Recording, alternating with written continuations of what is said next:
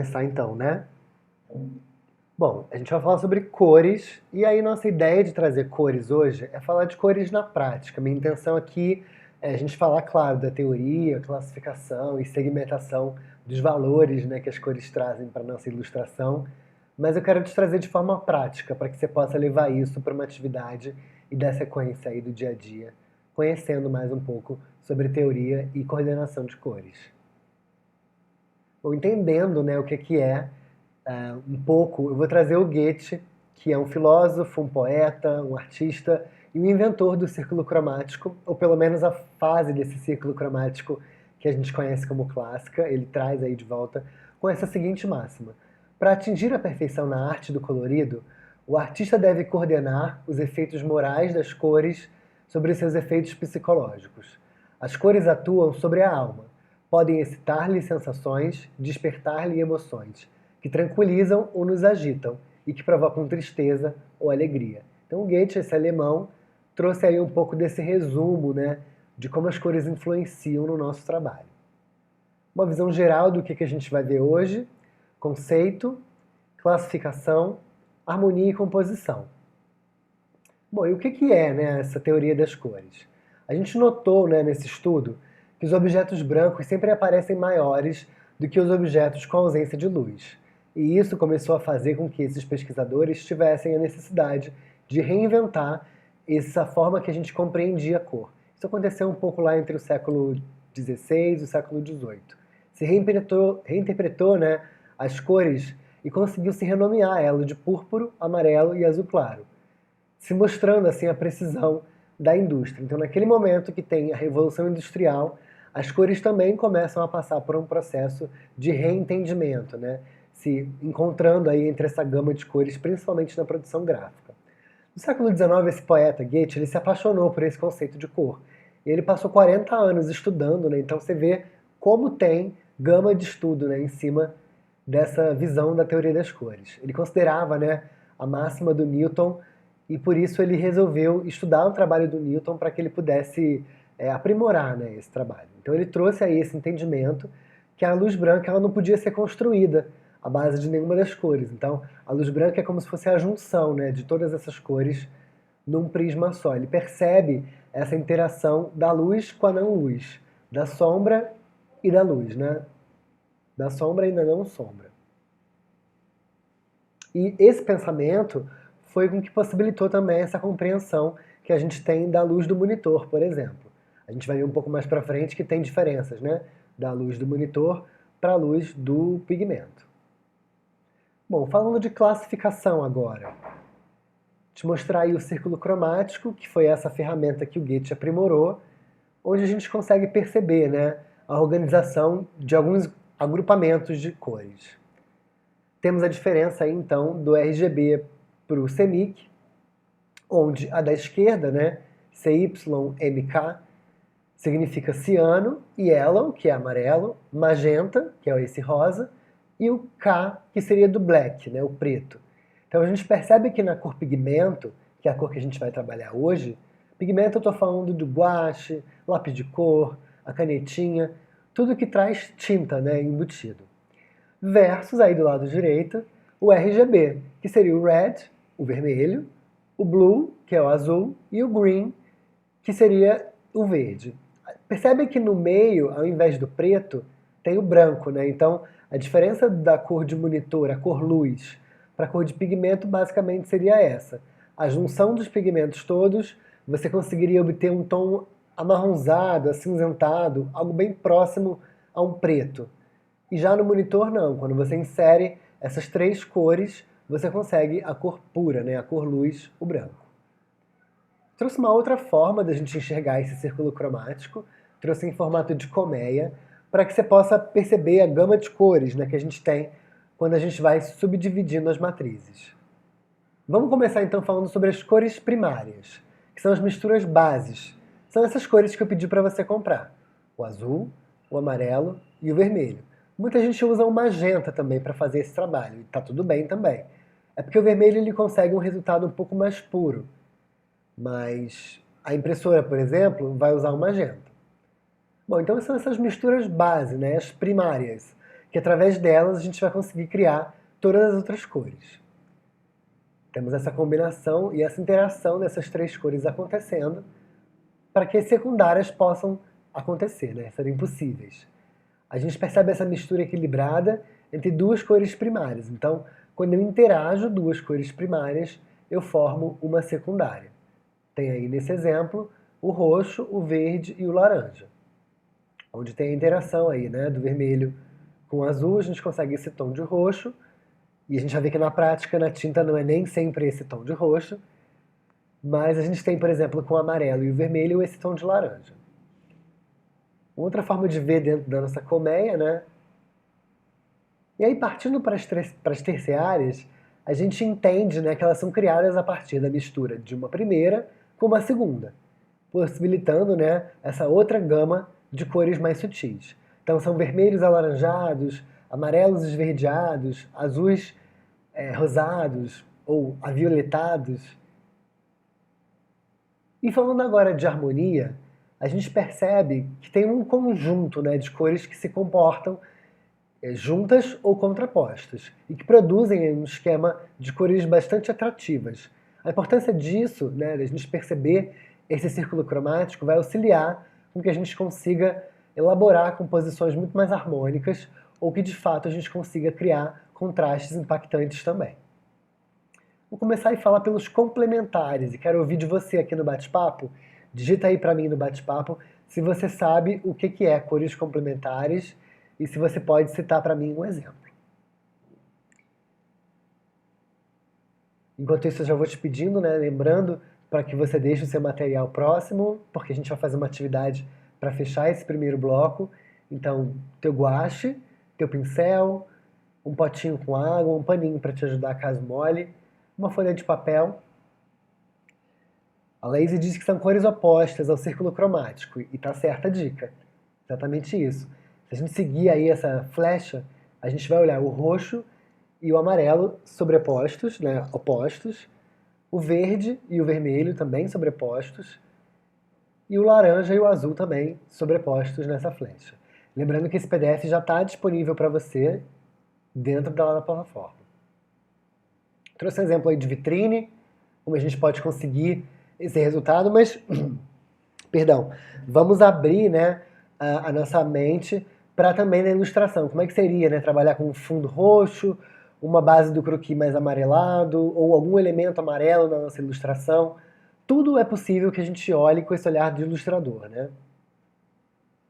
Ou, por exemplo, na produção de moda, turma que vai começar na semana que vem, que também a gente pode trazer, né, essas composições, essas harmonias para o nosso contraste, né, de croquis quando a gente estiver desenhando. Então essas cores estão opostas ao disco, né? Elas seguem a linha oposta. Trouxe algumas ideias de produção. E cores análogas, quem pode dizer aí pra mim, que estava aí fiel no bate-papo? Quem sabe dizer? São da mesma família, Laís arrasando. Exatamente, ó, estão próximas, né? Então são esses tons de laranja esverdeado ou esses verdes azulados, né? São cores que estão próximas ali. Estamos percebendo isso quando a gente fizer o nosso disco cromático, nosso círculo cromático.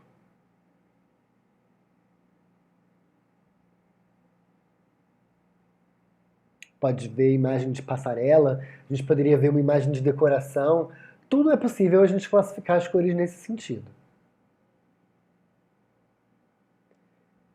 Por exemplo, então, das cores análogas que estão ali. Tem o rosa, tem o vermelho, perdão, tem o rosa, tem o laranja e tem o outro laranja magenta, né, mais forte. Dentro de um círculo cromático eles estão próximos, né? Ou então esse vermelho super forte com esse rosa bem quente, né, bem aceso também. Tirando o branco, né, ou colocando o branco aí como uma cor neutra, a gente continua nessa mesma ideia de composição.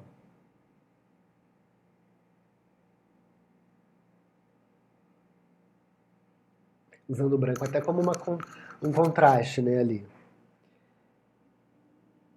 Pois é, essas misturas, né, que vocês estão falando aqui, eu estou aqui lendo para baixo o bate-papo. E a tríade, então, como é que seria, né? Tríade vem de três, então vamos pensar que são três combinações. E elas estão sempre olhando, né, uma para a outra. A gente tem as primárias fazendo essa conexão, e a gente também poderia seguir essa linha para as secundárias, né?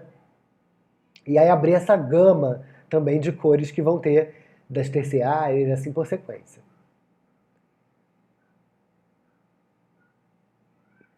O exemplo da foto, né, a gente pode ver lá no canto da direita o verde, o roxo e o laranja. Eu amo essa combinação.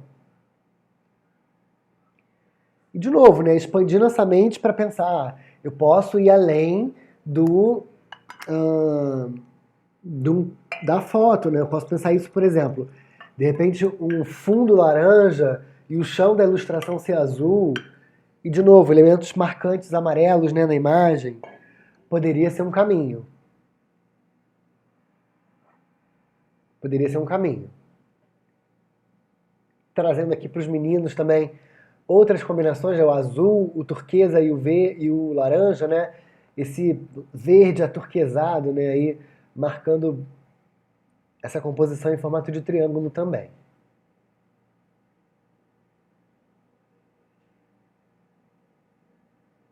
Bom, e outras formas, né, de combinar.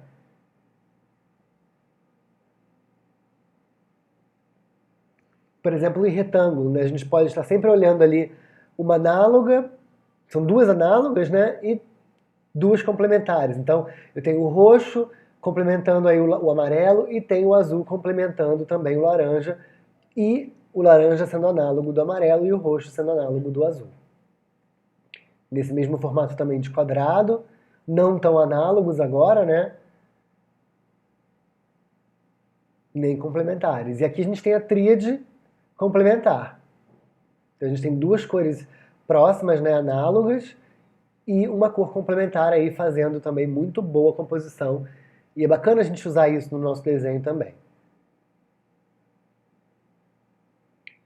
Bom, falando de propriedades de cor, né? Se alguém tiver com alguma dúvida, quiser amarrar aqui comigo no bate-papo, mas eu tô sentindo que tá indo tranquilo, né? Ninguém fez nenhum comentário. Vou pedir para vocês priorizarem ali o bate-papo comigo. E se você estiver vendo esse vídeo depois e quiser tirar alguma dúvida, o grupo está aberto e fica disponível aí para você também tirar dúvida sobre isso. Falando sobre propriedades de cor, a gente tem aí três segmentos básicos para a gente compreender essa classificação. A cor em si, a saturação e o valor tonal que essa cor carrega. Trouxe essa imagem e também, né, vocês têm ela no PDF, fica muito clara de entender como a gente pode classificar e como a gente pode entender, né, a cor. Então o tom matiz seria a cor especificamente, então é o amarelo, o laranja. Já a tonalidade é o caminho que essa cor faz. Percebam, um laranja avermelhado ou um laranja amarelado. Falando de saturação, eu tenho aí esse pilar, né, de luz. Vou começar então por luminosidade, tá? Luminosidade seria essa quanto mais claro ou mais escuro. Essa linha vertical, né, o valor tonal que essa cor carrega. Se a gente perceber a saturação, ela começa de dentro para fora. Então, quanto menos cor ela tem, ela está ali no meio. E quanto mais pigmento, ou seja, mais tom ela carrega, mais para fora do disco ela vai estar. Então eu tenho um verde carregado, né? Eu tenho um laranja, vermelho carregado, todos para fora. Quanto mais perto do círculo, quanto mais perto, perdão, dentro do círculo, mais desaturado essa cor é. Quanto mais para cima, mais clara, quanto mais para baixo, mais escura. Rodando o círculo, eu tenho o tom. E nesse caminho, a tonalidade. Foi muito rápido. Eu acho que esse círculo, ele, em 3D, assim, né, a gente consegue visualizar bem como as cores estão organizadas, né? É como um edifício com vários andares e vários corredores. Seria mais ou menos isso. Se comuniquem aqui pelo bate-papo se estiver indo tranquilo. E aí, organizando mais, elencando melhor aí, classificando cada um desses segmentos, falando de tonalidade, seria basicamente como eu disse, né? A matiz especialmente da cor, né? Então é o vermelho, é o azul, é o laranja, é a cor por ela própria. Obrigado, Elisa, valeu. Então, seguindo, né, esse valor tonal, a gente percebe ali, quanto maior o valor ou quanto menor o valor. Quanto menor o valor, ou seja, quanto menos brilho essa cor tem, mais escura ela é. Quanto maior o valor, ou seja, quanto mais brilho ela tem, mais cor ela tem, né? Mais clara ela é. Bom, valor tonal, né? Luminosidade ou brilho são termos que se referem à claridade de uma cor. Então, quanto maior o brilho, mais clara essa cor vai ser. Mais luz ela está recebendo, né? Então, quanto menos brilho ela tiver, menos valor ela vai ter. Ela vai estar abaixo daquela escala, né? Dentro do nosso círculo 3D que a gente viu. E as cores vão estar mais escuras. A saturação, né, a intensidade, é perceber aquele eixo do meio. Olhando ali dentro, a gente percebe que no meio, essa cor ela quase não recebe pigmento. E quanto mais para fora, né, quanto maior tiver a saturação, mais pigmento, né, mais cor essa cor recebe, mais tom essa cor recebe. Falando de temperatura, é a quantidade de cor, é a temperatura, né, que essa cor expressa. É a aparência que essa cor vai emitir em relação à luz. Então, quanto mais alta, né, a temperatura da cor, mais clara ela é e mais próxima à tonalidade da cor da luz. Quando a gente fala, né, a luz quente ou fria, a gente não está se referindo ao calor físico da lâmpada, e sim à tonalidade que ela irradia dentro do ambiente. Eu coloquei para vocês no lado direito uma escala, né, onde a gente tem ali a luz amarela e a luz branca, mais ou menos, se a gente estivesse falando de temperatura de lâmpadas. Né? A gente tem aí a cor vermelha como uma cor super quente e a cor azul como uma cor super fria, o amarelo entre meio disso. Cores quentes, então, estou trazendo aí o exemplo. Trouxe muito a moda porque é muito o nosso universo, né? E daí a gente pode até pegar essa imagem um dia e redesenhar um croquis em cima dela, né? E trabalhar com essa composição de cor também. Eu vou trabalhar muito com foto com vocês também, né? Não só no desenho à mão, quanto no digital também. Então é bom a gente ter essas imagens de passarela, porque ajuda, né, a ver, e claro, também editorial de moda de revista, que ajuda muito também. As cores frias, trazendo aí um pouco mais sombrias, né, mais escuras. É claro que não só cor escura é cor fria, né? A gente tem cores quentes e frias que podem ser escuras e claras. E as neutras, que elas estariam aí nessa mistura, né, entre as três cores, misturando aí o amarelo, o azul e o vermelho, a gente consegue aí essa tonalidade neutra, uma divisão melhor aí de quentes e frios. Então a gente percebe que tem um rosa que está quase no frio e um amarelo que está quase no frio lá no canto, né? Um verde que está quase quente e um roxo que está quase quente. E mostrar para vocês, né, que existe rosa frio e existe o rosa quente. Tem claro e escuro, ou seja, mais luz, pouca luz. Mais opaco e mais vivo, ou seja, mais acinzentado, menos acinzentado, ou seja, mais pigmento, menos pigmento. Mais vivo é quando está com mais pigmento. Mais opaco é que nem a gente, quando tá sem cor, né? A gente não fica mais opaco. É a mesma linha de raciocínio. A gente fica mais frio. Isso para falar sobre tonalidade de pele lá, quando eu for falar sobre até o próprio croquis, né, representação gráfica, é fundamental que a gente entenda isso. Então o rosa quente ele já carrega um pouco mais de tons mais quentes, né, um pouco mais amarelado, né, carrega um fundo de amarelo ali junto. A mesma linha de segmento vai para o verde. Um verde mais frio, um verde mais quente, né, com um pouco mais de azul, um pouco mais de amarelo, mais claro, mais escuro.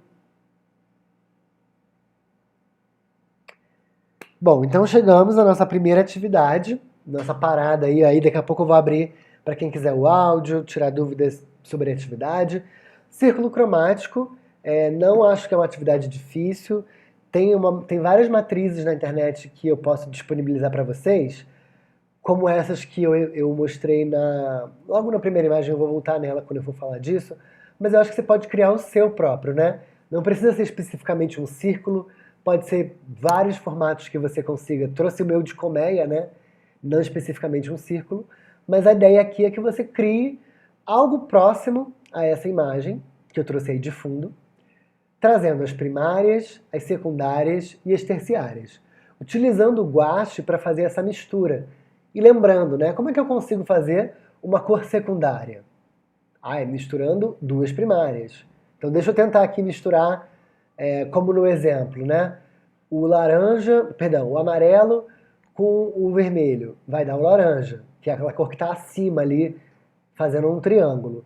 Mesma coisa do lado esquerdo. Amarelo com azul, o que será que vai dar? O verde. E aí ele vai abrindo uma gama de cores em volta desse círculo. Não precisa ser dessa forma, mas é um formato que você pode seguir.